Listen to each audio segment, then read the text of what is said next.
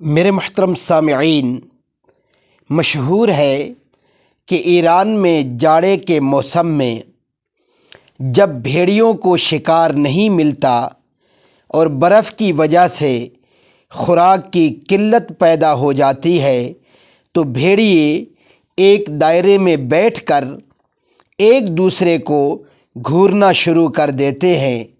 جیسے ہی کوئی بھیڑیا بھوک سے نڈھال ہو کر گرتا ہے تو باقی سب مل کر اس پر ٹوٹ پڑتے ہیں اور اس کو کھا جاتے ہیں۔ اس عمل کو فارسی میں گرگ آشتی کہتے ہیں۔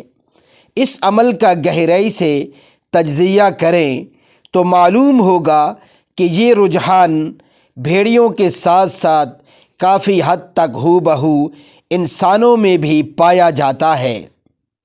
ہم انسان بھی ان بھیڑیوں کی طرح ہیں جو کمزور نظر آئے اسی پر اپنی دھاک بٹھاتے ہیں، جو جتنا حالات کا ستایا ہوتا ہے اتنا ہی مزید اس کے ساتھ شدت پسندانہ رویہ اپناتے ہیں، جو مالی طور پر کمزور ہوتا ہے اسی کے ساتھ فراڈ اور دھوکہ دہی کر کے اس کی رہی سہی زندگی کو بھی جہنم بنا دیتے ہیں۔